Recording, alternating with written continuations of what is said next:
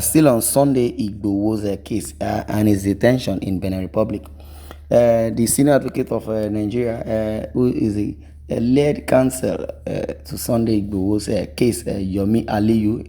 Aliyu added through a witness that one of the female officers who led the DSS squad to Igboho's house was shouting, "Shoot him dead, I want him dead," to corroborate his claim.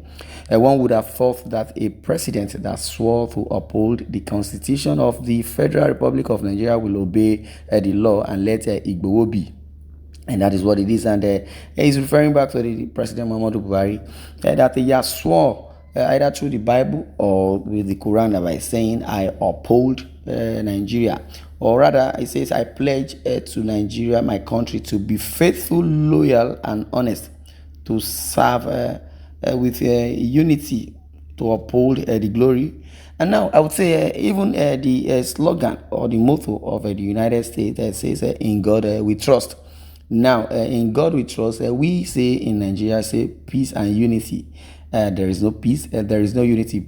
Before you can get peace, before you can get unity, then you must embrace God. That was what, or that is what the United States stand for. In God we trust, because God is the ultimate. I'm talking about the capital letter G, capital letter O, and the capital letter D. God in his infinite mercy would have mercy on Nigeria as a country. But when Nigerians go diaspora, they do wonderfully and remarkably well.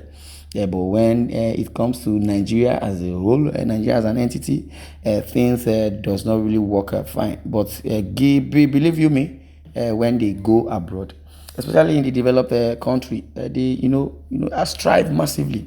And Donald Trump, when he was the president of the United States, he commended that. And that is what it is. Yes, to continue, one would have thought that a president that swore to uphold the Constitution of the Federal Republic of Nigeria will obey the law and let it go be.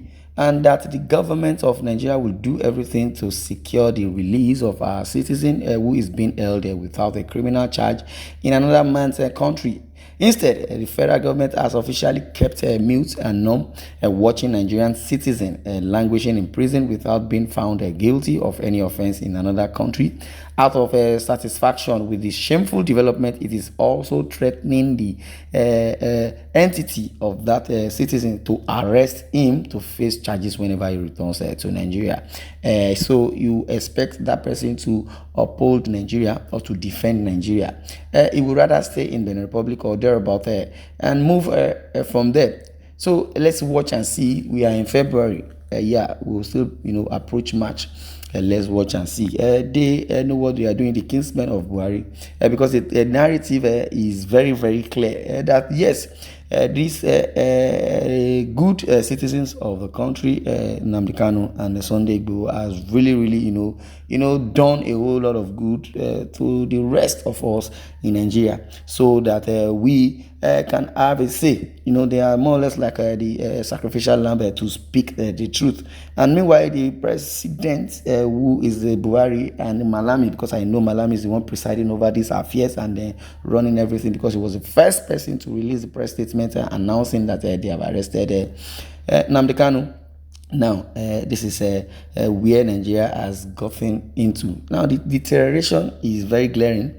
Sunday Igboho has been saying it, Nnamdi Kanu has been saying it, that yes, we need a good governance. We need a good governance. So in the absence of that good governance, then there should be a referendum, or rather, everybody should go their separate ways. Or if there is no a deliberation on going your separate ways, since they say it's not under the law for self-determination, and it is embedded in the Constitution that you have the right for self-determination, and you also have the right and freedom of association. Now, Malami is acting with impunity, but notwithstanding, Nigerians will still move. We move. Like on many other issues, the government is proving again that it has little or no respect for the courts it set up, and which it funds to ensure underlying justice and equity in Nigeria. Yes, we said our motto, our slogan is peace and unity, equity. There is no equity, there is no true federalism.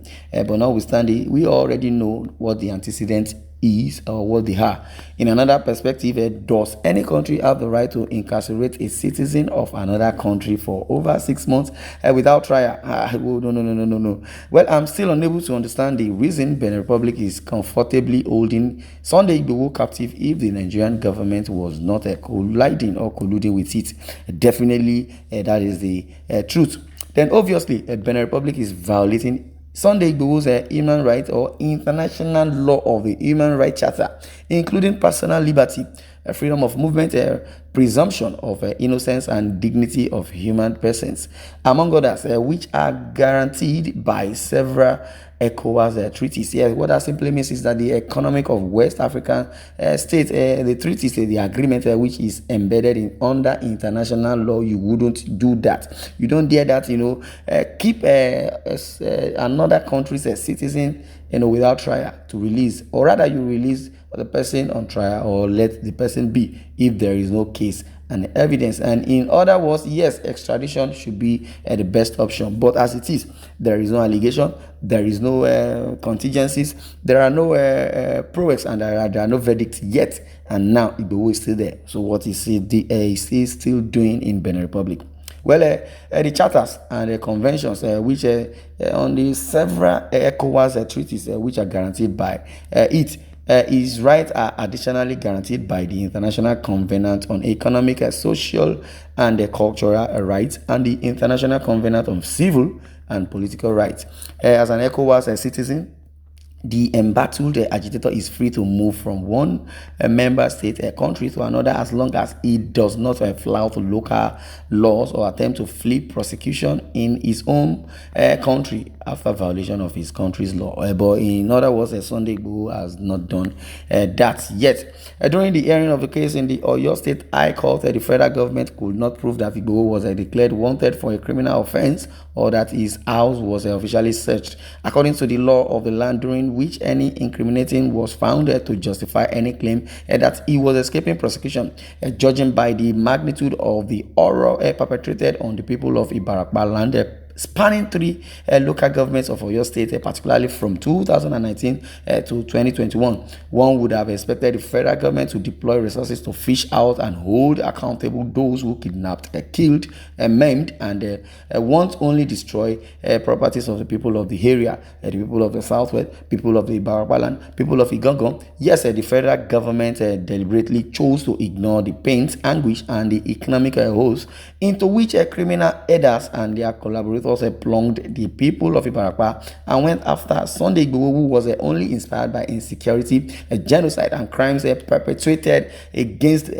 particularly within 2 years leading to his arrest. Now, the situation is still worrisome in some parts of Ondo State, where kidnapping is still going on regularly, instead of the federal government to take measures that deter or that would determine that criminals should be arrested, also from snuffing life out of innocent Nigerians, and prosecute those destroying means of livelihood of law-abiding citizens, and thereby promoting cohesion, and spirit of patriotism.